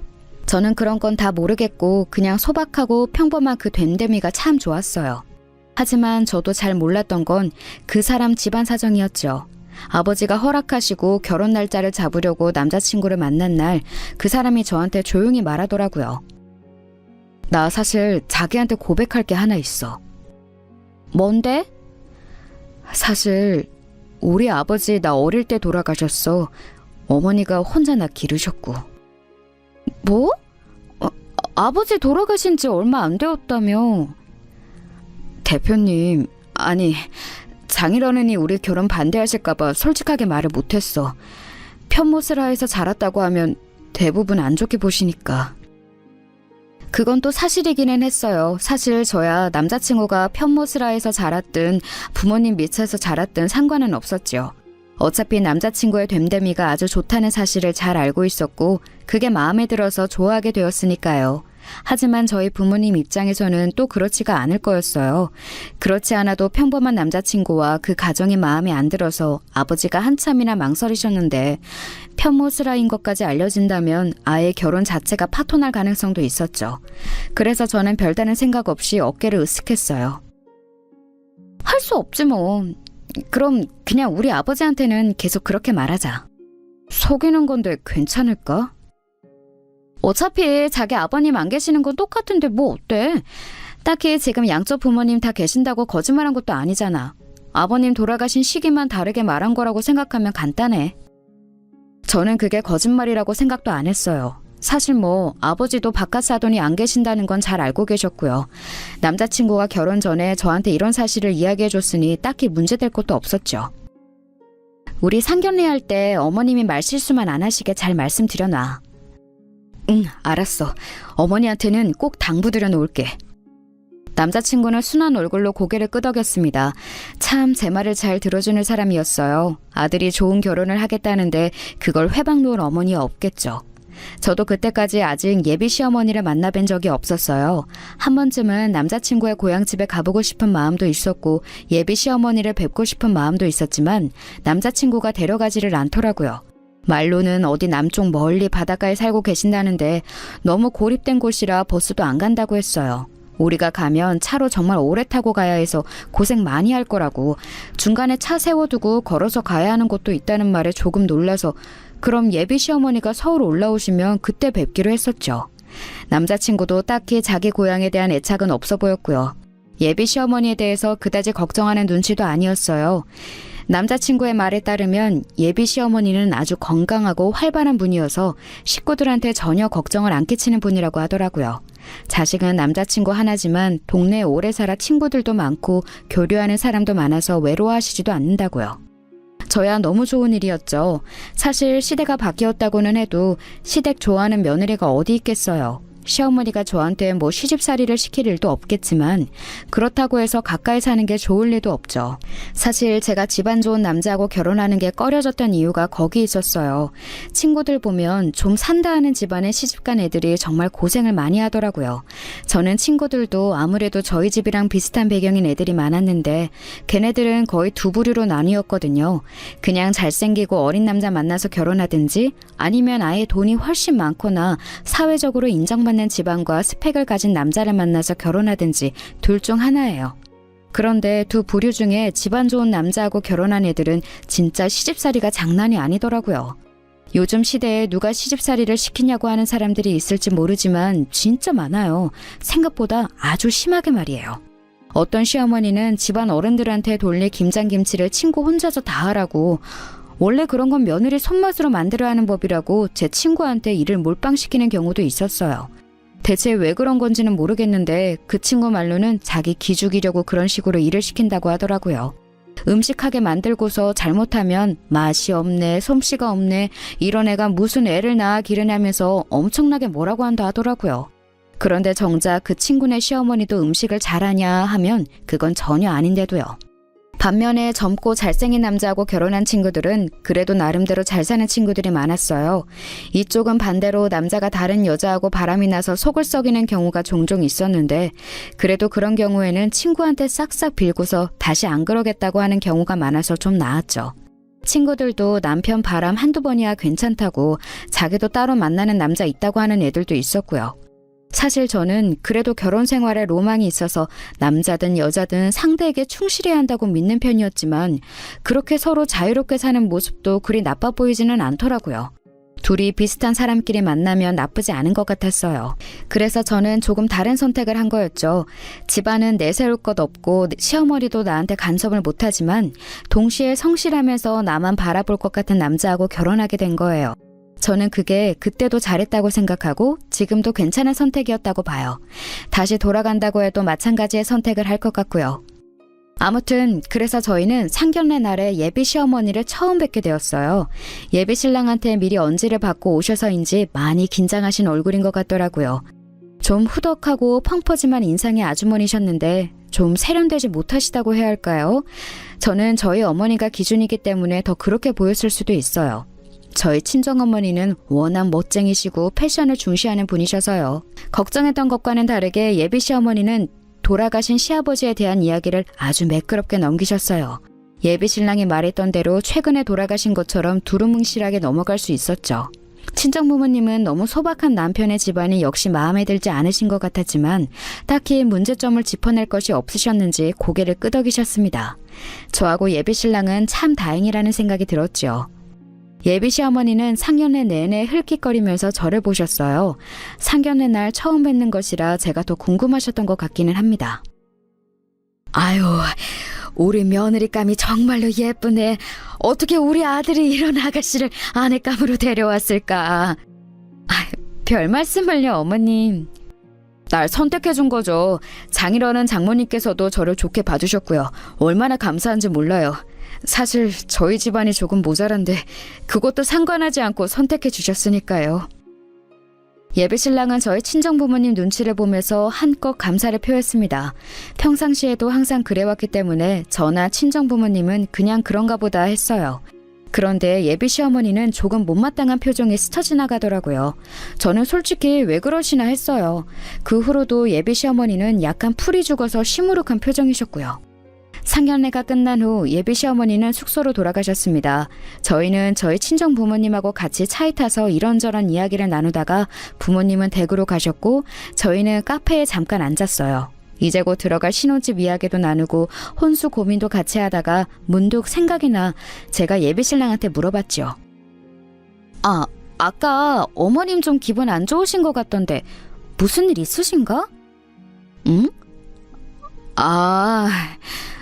우리 어머니 집안 이야기를 별로 안 좋아하시거든. 그래서 그러셨을 거야. 그럴 수 있겠다. 가만 생각해보니 사실 상대적으로 처지는 집안 이야기가 나오는 게 좋을 사람은 없을 거예요. 당연한 일이죠. 그래서 예비 시어머니 표정이 안 좋으셨구나 납득이 되어서 저는 고개를 끄덕였습니다. 그리고서 시간이 흘러 결혼식을 치렀어요. 부모님이 결혼식만큼은 좋은 데서 해야 한다고 고집을 부리셔서 국내에서도 그래도 손꼽히는 호텔에서 치렀습니다. 물론 손님이야 거의 저희 친정부모님 손님이셨죠. 아버지하고 인사 나누려고 줄을 서서 손님들이 기다리시는데 홀에 가득 찬 손님들을 보고서 시어머니가 조금 기함한 표정이시더라고요. 시댁 쪽 친척분들도 오긴 했는데 숫자가 정말 적었고요. 시어머니 말씀에 의하면 좀 어렵게 사시는 분들이 많아서 서울까지 오기가 힘든 사람들이 많았다고 해요. 그리고 사실은 그게 다행이라는 생각도 들기는 했습니다. 저는 신부 대기실에 있어서 잘 몰랐지만 친구가 전해주기로 호텔에 안 어울리게 좀 허름하게 입은 사람들이 있어서 잘못 들어온 사람들인가 했는데 저희 시댁 쪽 하객이었다고 하더군요. 게다가 시댁 친척들 쪽에서 문제도 생겼어요. 저희가 식을 다 끝내고서 손님들께 인사하려고 피로 현장에 갔는데 피로 현장에서 난리가 났더라고요. 결혼식 피로연에 안 어울리게 큰 소리로 싸우는 사람들 소리가 들려서 살펴봤더니 술에 취한 어떤 시댁 친척 아저씨가 얼굴이 시뻘개져서 다른 손님 테이블에 엎어졌고 그 때문에 다른 손님 옷에 음식이 튀었던 거였습니다. 그 손님도 좀 참으면 될 것을 참지 않고 화를 내면서 시댁 쪽 하객 얼굴을 차버렸어요. 이분은 저희 친정 쪽 친척이었죠. 솔직히 말하자면 시댁 쪽 친척 아저씨는 알코올 중독이었고 애초에 로비로 들어오면서부터 목소리가 커서 비틀거리면서 들어와 사람들이 눈살을 찌푸리기는 했었어요. 화를 낸 친정 쪽 친척도 원래 아주 예민하고 다혈질인 사람이었고요. 둘이 잘못 만난 거였죠. 좋은 날이어야 하는 결혼식 날 피로 현장에서 그 난리가 났으니 어땠겠어요. 시어머니는 기겁을 하고서는 시댁 친척 아저씨를 말리다가 저희 친척이 다시 한번 싸대기를 날리려고 하니까 도리어 더 화를 내면서 그 친척 멱살을 잡았죠. 시어머니도 그 거친 해변에서 나고 자란 분이라서 엄청 잘 싸우신다고 나중에 남편이 말해주더라고요. 흰 테이블보가 깔리고 와인잔이 세팅된 호텔 피로 현장에서 그렇게 멱살잡이를 하면서 싸우고 있으니 그것도 다른 사람도 아닌 시어머니가 멱살을 잡았으니 정말 저의 체면이 말이 아니었어요. 피로 현장을 가득 채운 손님들은 거의 다 저희 친정부모님 손님이었으니까요. 솔직히 제가 그렇게 막 예민하고 날카로운 성격은 아니거든요. 남들 감정을 캐치하지 못할 만큼 둔한 면도 있어서 도리어 무던하고 무난하다는 평을 받는 편인데 그날만큼은 진짜 쪽팔려서 죽을 것 같았어요. 남편도 미치려고 하면서 시어머니를 말리는데 시어머니가 다혈질이어서 제대로 말려지지도 않고 결국 저까지 합세해서 같이 시어머니 진정시키려고 노력하다가 몸이 밀려서 테이블에서 음식물이 제 피로연 드레스에 다 튀고 아주 난리도 아니었죠. 피로연 드레스도 솔직히 정말 신경 많이 써서 구입한 거였거든요. 연분홍색의 단순하지만 정말 고급스러운 드레스였고 가격대도 무척 높았는데 시어머니한테 밀려서 테이블을 잘못 짚는 바람에 스테이크 소스가 전부 다 튀어서 옷은 망가지고 난리였어요. 너무 속상하더라고요. 물론 길게 이어지지는 않았어요. 제가 휘청거리는 걸 본 시어머니가 흠칫하면서 얼른 손을 놓으시고 남편이 급하게 중지한 덕분에 더 싸움이 커지지는 않았죠. 하지만 제 드레스는 이미 망가진 상태였고 손님들 시선은 집중되었고 저희 부모님 얼굴은 일그러졌고 시어머니는 그제야 상황이 파악되는지 어깨를 으쓱하면서 작게 미안하다고 하셨어요. 그런데 또 그 표정이 별로 미안한 얼굴도 아니더라고요. 남편만 속이 상해서 한숨을 쉬고 있었고요. 아무튼 피로인해서 그런 난리가 난 이후에 솔직히 시어머니한테 따로 인사를 드리기도 싫었어요. 결혼식 자체도 저희 집에서 100% 준비를 한 거였거든요. 뭐 그것까지는 별 생각 없었어요. 집안마다 사정은 다르게 마련이고 돈이 없다고 해서 무시를 할 생각도 없었고 그냥 사정되는 사람이 더 내서 준비하면 되는 거다 뭐 그런 정도의 생각이었으니까요. 그런데 그건 둘째 치더라도 저희 친정 부모님이 그렇게 애써서 준비해 주신 결혼식에서 적어도 소란은 일으키지 않으셨다면 얼마나 좋았을까. 시어머니한테 섭섭한 건 그거 하나였어요. 신혼여행을 다녀오고 나서 그래도 시어머니한테는 따로 인사를 드리러 갔어요. 남편은 굳이 갈 필요 있냐고 시댁이 저 남의 안인데 얼마나 먼지 안 하면서 가지 말라고 그냥 전화로 인사드리자고 했지만 그래도 그럴 수야 있나요. 저희 친정 부모님도 그래도 어른이신데 인사드리고 오라고 하셨고요. 그래서 친정보다도 먼저 시댁으로 갔어요. 그런데 시댁에 가니까 솔직히 왜 남편이 굳이 오지 말자고 했는지도 알겠더라고요. 시어머니가 저희를 맞이해 주시긴 했지만 시댁의 건물이 정말 대단했어요. 시골에 폐가 되기 직전인 작은 오두막들이 있잖아요. 딱 그런 느낌이더라고요. 슬레이트 지붕 올리고 너무 오래된 나무 기둥은 군데군데 썩어 있고 마당은 잡초가 듬성듬성 나 있고요. 시골이라고 해서 운치 있고 이런 곳이 아니라 마을 전체가 그렇게 낡은 느낌이었어요. 친척이라고 나와보는 사람들도 거의 그런 분들이었고요. 저희 피로연 때 난리친 그 아저씨도 같은 동네에 살고 있더라고요. 제가 신혼여행 가서 따로 사둔 시어머니와 친척분들 선물을 꺼내놓으니까 시어머니는 뭐 이런 걸 사왔냐고 퉁명스럽게 말씀하셨어요. 제가 고른 것이 명품 가방이라서 이 동네하고 좀 안 어울리기는 했지만 선물을 보고 그렇게 말씀하시는데 조금 마음이 상하더라고요. 이런 거 사오려면 돈 쓰지 말고 그냥 고기나 사와라. 뭐 이런 가죽 조가리를 가지고. 아휴, 어머님, 그래도 나중에 멋내고 친구분 만나실 때 드시면 좋을 거예요.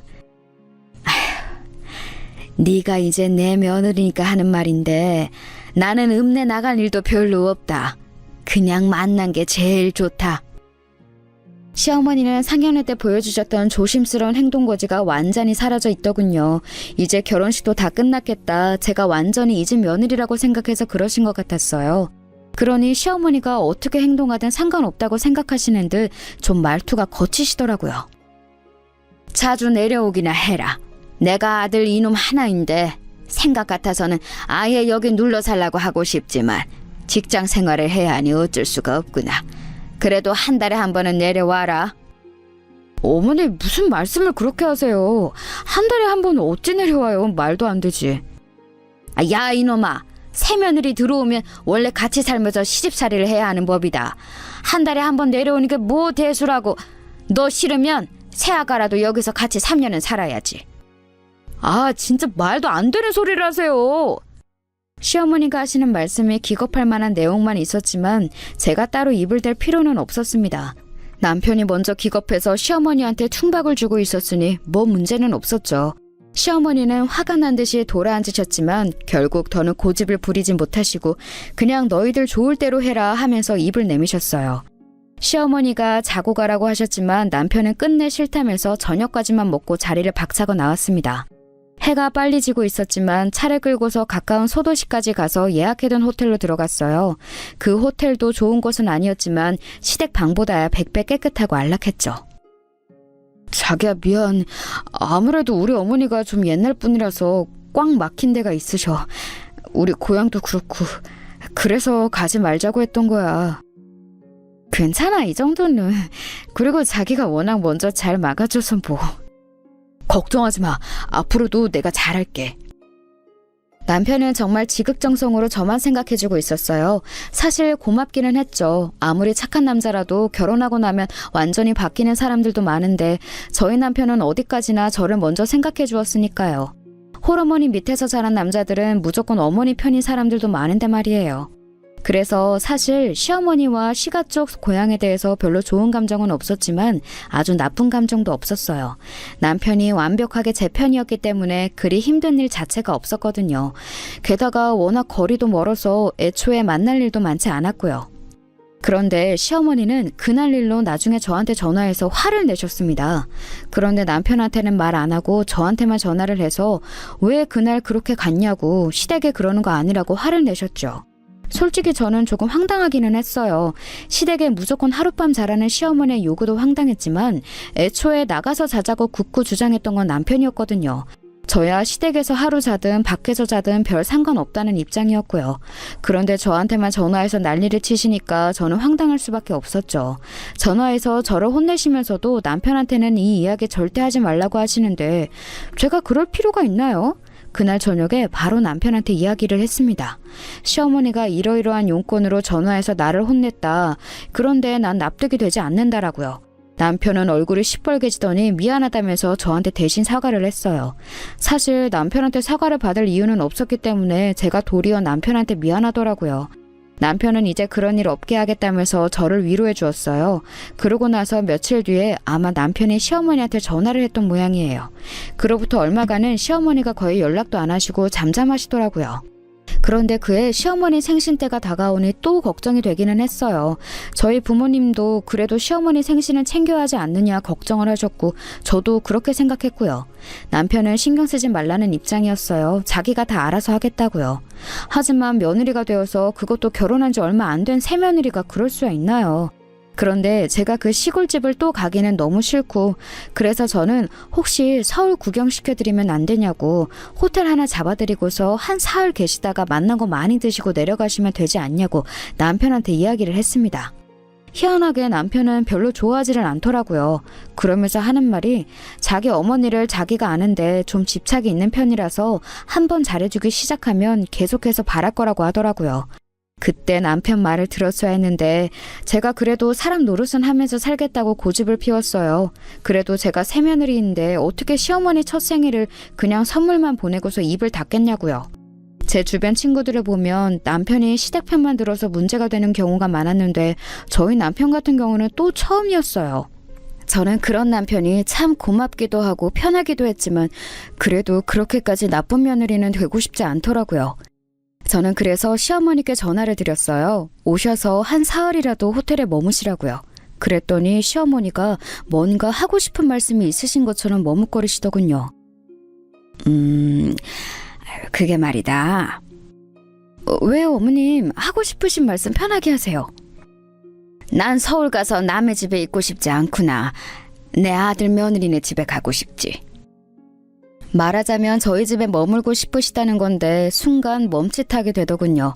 솔직히 저희 집에서 시어머니가 며칠씩 같이 머무는 건 제가 좀 반갑지가 않아서요. 저희 집은 친정에서 마련해 주신 곳이라서 제법 넓고 시어머니가 와서 계시기에 방도 모자라지는 않았지만 그래도 신혼집에 저희 부부 아닌 사람이 들어오는 게 별로였어요. 어머님, 저희 집보다 호텔이 훨씬 편하실 거예요. 저희 집에는 지금 남는 이불도 없고. 남는 이불이야 뭐 그냥 여름 이불이나 한 채 내주면 되지 않겠니? 너희 지금 가을이라 이불 바꿨을 거 아니니? 남편이 뭐라고 해두었는지 시어머니는 제게 말씀하신 애투가 훨씬 조심스럽게 누그러져 있었어요. 시어머니가 좀 세게 말씀하셨으면 제가 강하게 나갈 수 있었을 텐데 그렇게 약하게 말씀하시니 제가 도리어 뭐라고 할 수가 없더라고요. 네가 결정하는 대로 따르겠다는 듯한 그 말투로 어른이 말씀하시니까 들어야 할 것 같은 거예요. 그래서 저는 좀 난처해하다가 결국은 시어머니께 집으로 오시라고 말씀을 드렸어요. 뭐 시어머니 생신이어서 오시는 거였고 게다가 결혼 후 첫 해 첫 생신이었으니 이렇게 해드리는 것도 괜찮다고 생각은 했죠. 그런데 집에 와서 남편한테 그 이야기를 했더니 남편이 얼굴이 아주 오만상을 하더라고요. 아, 자기 그렇게 화내지 마. 그래도 자기 어머님이신데. 아니 우리 어머니가 정말이지. 남편은 한숨을 푹푹 쉬었습니다. 저는 시어머니에 대해서는 잘 모르니까 남편의 반응이 의아할 수밖에 없었어요. 보통 아들이 시어머니한테 잘하고 며느리가 잘못해서 문제가 생기는데 남편이 시어머니에 대해서 안 좋아하는 반응을 노골적으로 보이니까요. 우리 어머니 내가 대학 서울로 와서 자취할 때도 나 어디 있냐고 뭐 먹냐고 원룸 주인 들볶고 그랬어. 되게 부끄러웠거든 그때. 어머나 어머님이? 집착이 좀 심하다고 해야 할까? 그때부터 내가 싫은 티 엄청나게 내고 그러지 말라고 화를 많이 내서 지금 많이 좋아진 거긴 해.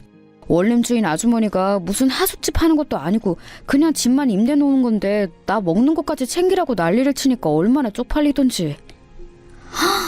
세상에 그랬구나. 난 몰랐어.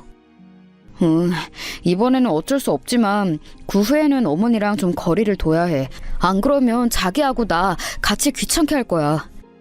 남편의 말은 이해가 되었어요. 좀 매정하게 들리기도 했지만 그 정도로 사람을 들볶는 성격이셨다면 남편이 학을 떼는 것도 이해가 가긴 했죠. 일단 말씀을 드렸으니 이번 생신은 어쩔 수 없지만 그 이후부터는 조심해야겠다는 생각이 들었습니다. 그리고 시어머니 생신날 시어머니를 모시고 집으로 왔어요. 기차역에 내린 시어머니를 모시고 올 때부터 남편 얼굴은 표정이 별로 안 좋더라고요. 저는 그래도 사근사근하게 시어머니한테 말을 붙였고 시어머니 역시도 정과는 다르게 상냥하게 대답을 해주셨어요. 가끔 남편 눈치도 보시는 걸 보니 그래도 남편이 많이 단도리를 해놓았구나 싶더라고요. 그런데 일이 그렇게 부드럽게만 진행될 리가 없었죠. 첫날 시어머니는 저희 집에 오셔서 둘러보면서 집이 너무 좋다면서 감탄을 하셨어요. 그런데 일단 소파에 앉으시게 하고 물을 가지러 제가 부엌으로 간 사이에 시어머니가 벌떡 일어나서 여기저기를 돌아다니면서 문을 열어보고 다니시는 거예요. 남편은 잠깐 뭘 사러 슈퍼에 나갔는데 시어머니 혼자서 안방문 열어보고 작은 방문 열어보고 그러다가 드레스룸까지 열어보시고서는 소리를 빽 지르시더라고요. 아니 너는 무슨 옷이 이렇게 많니? 신혼이면 돈 아껴야 모을 때인데 제정신이야? 네 남편이 벌어다 주는 돈으로 이렇게 옷을 많이 사면 어떻게 해? 어머니, 잠시만. 이거 제가 처녀적이 입던 옷들이에요. 결혼하고서 산 거 아니고요. 저는 당황해서 시어머니를 모시고 다시 방 밖으로 나오려고 했지만 시어머니는 드레스룸에 버티고 서서 옷을 막 거칠게 뒤적이면서 들추셨습니다. 남편이 없어서인지 말투나 행동이나 완전히 달라지시더군요. 마치 두 얼굴 같았어요. 솔직히 제 옷 중에 캐시미어나 실크로 된 게 많아서 함부로 만지는 걸 제가 안 좋아하거든요. 물론 한두 번 좀 거칠게 만진다고 옷감에 문제가 생기지는 않지만 제가 옷을 무척 소중하게 다루는 편이라서요. 그런데 시어머니는 옷을 마구 뒤적거리면서 뭐 이런 옷을 사놨냐고, 이제 유부녀인데 옷도 좀 조신하게 얌전하고 풍신한 걸 입어야 한다면서 잔소리를 하시더라고요. 그래도 남편이 단도리를 해놔서 조심스러워하는 것 같더니 저하고 둘만 있으니까 또 고삐가 풀리시는 것 같았어요. 세상에 이게 뭐니? 이렇게 막 큰 애들하고 붙는 옷을 입는다고? 너 남편 있는 애야. 그건 요새 안 입어요. 그냥 버리기 애매해서 가지고 있는 거예요. 물론 시어머니가 지적하셨던 옷들을 제가 당시에도 다 입는 거였지만 일단 그렇게 둘러대고서는 시어머니를 모시고 거실로 나왔습니다. 시어머니는 거실에 나와서도 뭐가 못마땅하신 건지 눈살을 찌푸리셨어요. 물론 너희 집이 첫눈에 딱 보기에는 너무 좋고 예쁘다만 이래서야 무슨 모델하우스 같아서 사람 사는 집 같지가 않구나. 밥은 좀 하는 거니? 부엌도 너무 아무것도 없구나. 어머님, 저희 그렇게 막 만들어 먹지는 않아요. 사다 먹는 게 많은 편이고. 이게 대체 무슨 소리니? 너희 남편이 얼마나 집밥을 좋아하는데 사다 먹다니? 시어머니가 그 말에 펄쩍 뛰시더군요. 마치 못 들을 말을 들으셨다는 듯한 태도였어요. 그래도 저희가 좀 경제적으로 여유가 있는 편이라 나름 좋은 데서 반찬을 사다 먹는 편이었거든요. 저는 요리에 자신이 없으니 좋은 반찬 사다가 플레이팅 예쁘게 해서 남편한테 차려주었고요. 남편은 그런 식탁을 꽤 좋아했어요. 제가 한 것보다 훨씬 맛도 있고 제가 직접 차리니까 정성도 느껴진다고요.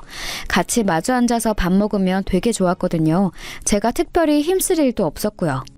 그런데 시어머니 입장에서는 아니었나 봐요. 한참이나 입이 터져서 잔소리를 하시는데 남편이 들어오더군요. 남편이 왔는데도 일단 잔소리가 시작되니 멈출 수가 없는지 시어머니는 저한테 끝없이 뭐라고 싫은 소리를 하셨습니다. 결국 남편은 들어와서 사온 걸 식탁에 풀어두다 말고 시어머니한테 돌아서서 얼굴을 굳혔어요. 어머니, 이제 그만 좀 하세요. 아니, 내가 잔소리를 하려는 게 아니라 얘가 너 밥도 안 해준다며. 네가 얼마나 집밥을 좋아하니? 그리고 너 양말도 회색만 신잖아. 근데 그것도 모르고 있고. 지금 하시는 게 잔소리고 집착이에요. 저희들이 지금 잘 살고 있어요. 그런데 어머니가 이렇게 갑자기 잔소리하면서 참견하시면 저희 생활이 흐트러지죠. 남편은 전에 없이 무서운 얼굴로 딱 잘라 말하더군요. 마냥 순하고 착하기만 한다고 생각했던 남편이 그렇게 시어머니한테 말을 하니까 굉장히 단호해 보이기도 하고 무섭기도 했어요. 그런데 동시에 저 사람이 저 보호해주려고 저런다고 생각하니까 저는 무척 기뻤었지요. 시어머니는 황당했는지 입만 우물거리시다가 곡 조용해지시더라고요. 결국 시어머니가 원래 사흘은 묵으시려고 했지만 이튿날 남편이 곧장 기차역으로 모셔다 드렸어요. 저는 좀 죄송스러워서 그래도 구경이라도 좀 하고 가시게 하라고 했지만 남편이 안 된다고 하더라고요. 시어머니는 남편 눈치를 보다가 저만 있을 때 와서 조용히 말씀하셨습니다. 내가 또 올 거다. 너희 집 알았으니까. 애미가 되어서 그것도 못하니? 저는 뭐라고 답을 할 수가 없었어요. 시어머니는 제가 원흉이라는 듯이 눈을 흘기고서는 남편 말 따라서 조용하게 기차역으로 향하는 차를 타시더군요. 뭔가 좀 찝찝하기는 했지만 그래도 별일이야 있겠나 했어요. 어차피 시어머니가 사시는 곳과 저희 서울집은 너무 멀어서 오가기도 힘들었거든요. 남편도 시어머니를 기차역까지 모셔다 드리고 와서는 제 어깨를 주물러주면서 조용히 미안하다고 했습니다. 자기 어머니가 혼자 자식을 기르며 살아서 너무 집착이 심한 게 문제라고요. 그걸 제외하면 좋은 분이니 너무 신경 쓰지 말아달라는 식으로 사과를 하더군요. 저는 뭐 그게 그렇게 큰 문제일까 싶어서 남편의 손등을 두드리면서 괜찮다고 했어요. 그런데 이게 정말로 문제가 될 줄은 꿈에도 몰랐죠. 왜냐하면 그로부터 한 달 뒤에 시어머니가 정말로 서울에 올라오셨더라고요. 평일 오후에 저는 취미로 삼은 그림을 그리면서 한가로운 시간을 보내고 있었는데 갑자기 누가 벨을 누르는 거예요. 그래서 조금 놀라서 나가봤더니 시어머니가 떡하니 서 계시는 거였죠. 아니 어머님, 연락도 없이 어쩐 일이세요? 시애미가 뭐 전화라도 미리 하고 와야 하느냐? 아들 며느리 집에 오는데 말이다. 시어머니는 정말로 저한테 연락도 없이 집으로 오셨더라고요. 저는 너무 놀랐는데 그렇다고 제가 시어머니한테 나가달라고 할 수는 없잖아요. 그래서 저는 일단 시어머니를 들어오시게 하고 차를 끓여드렸어요. 시어머니는 괜히 심술맞게 앉으셔서 저한테 배가 고프다고 하시더라고요. 집에는 뭐 드릴 게 없고 별 수 있나요? 배달 음식점에다가 전화를 해서 시키려고 하는데 시어머니가 갑자기 그러시는 거예요. 나도 며느리가 해준 밥 먹어보고 싶다. 밥 좀 해다오. 어머님, 저 요리를 잘 못해요. 잘 못하면 어떡하니? 네 남편한테는 어쩌고? 시어머니가 그렇게 말씀하시는데 정말 난감하더라고요. 그렇다고 앞에 떡하니 앉아서 말씀하시는 분 말을 그냥 안 들을 수도 없어서 저는 좀 난감한 채로 나와서 집안 마트에서 장을 봐서 들어왔어요. 평소에 밥을 거의 안 해먹기는 하지만 된장찌개 정도는 끓일 줄 알았거든요. 그런데 제가 음식하는 꼴을 보더니 시어머니가 혀를 차시는 거였어요. 너는 지금 시어머니가 왔는데 된장을 내놓으려는 게냐? 네 어머님, 혹시 된장 안 좋아하세요? 내가 시골 아줌이라고 된장만 먹게 생겼니? 어째 시어머니 대접도 할 줄은 몰라. 시어머니는 혀를 차셨고 저는 그것도 그런 것 같아서 얼른 나가서 소고기를 조금 더 사왔습니다. 고기라도 구워드리면 괜찮겠다 싶어서 그런 거였죠. 그런데 뭐 요리를 평소에 안 하다가 하는데 수월하게 될 리가 있나요? 시간은 더 걸리고 저는 허둥지둥 엉망진창이고 시어머니는 뒤에서 한숨을 푹푹 쉬면서 보고 계셨고요. 그런데 제가 왜 이 짓을 해야 하나 슬슬 짜증이 날 때쯤 칼퇴근한 남편이 문을 열고 들어왔어요. 아니 어머님, 여긴 어쩐 일로... 뭐? 서울 올 일이 있어서 생각나서 왔단다. 정말이에요? 그럼 미리 전화 연락이라도 하셨어야죠. 남편은 저보다 더 크게 싫은 기색을 하면서 말했습니다. 저도 이번에는 좀 짜증이 나더라고요. 시어머니가 처음 들이닥쳤을 때는 뭐 그런가 보다 했지만 음식까지 요구하고 하시니까 화가 올라왔어요. 남편이 그렇게 노골적으로 싫은 기색을 하니 시어머니도 조금 기가 죽은 기색으로 남편 눈치를 보았고 남편은 더 말하기 싫다는 듯 시어머니의 짐을 대충 다 싸서 시어머니 손을 잡고서 현관 밖으로 나섰습니다. 시어머니가 뭔가 말하려고 했지만 남편을 귀찮다는 듯이 싫다고 했어요. 그 말투가 평소와는 달리 무척 거칠어서 저도 좀 놀랐죠. 현관 밖을 나가서도 엘리베이터를 기다리며 남편이 화를 내는 목소리가 들려올 정도였으니까요. 남편은 시어머니를 기차역까지 모셔다 드리고 와서 저한테 미안하다면서 부드럽게 사과를 했습니다. 뭐 저도 좀 화가 났었긴 했지만 남편은 잘못이 없었으니까요. 도리어 저를 좀 보호해주려고 노력하는 게 보여서 화가 가라앉았어요. 저는 괜찮다고 다시 안 그러시면 되지 않냐고 남편을 진정시켜 주었습니다. 그런데 문제가 계속 일어났죠. 이런 식으로 갑자기 찾아오는 분들은 보통 자기가 잘못하고 있다는 걸 모르신다고 하더라고요. 저희 시어머니가 딱 그 짝이었습니다. 아예 연락 없이 갑자기 자식 집에 오는 것 자체가 문제라는 걸 인지하지 못하시는 것 같았어요. 초반에는 남편만 화를 내고 저는 그냥 참는 쪽이었는데 점점 더 저도 삐딱선을 타게 되었죠. 시어머니가 아무런 말도 없이 불쑥 찾아와서 문을 열라고 너네 집에 들어가겠다고 하시는 게 한 5번이 넘어갈 무렵에는 진짜 화가 나더군요. 시어머니는 그렇게 찾아와서 뭐 하시는 것도 없었어요.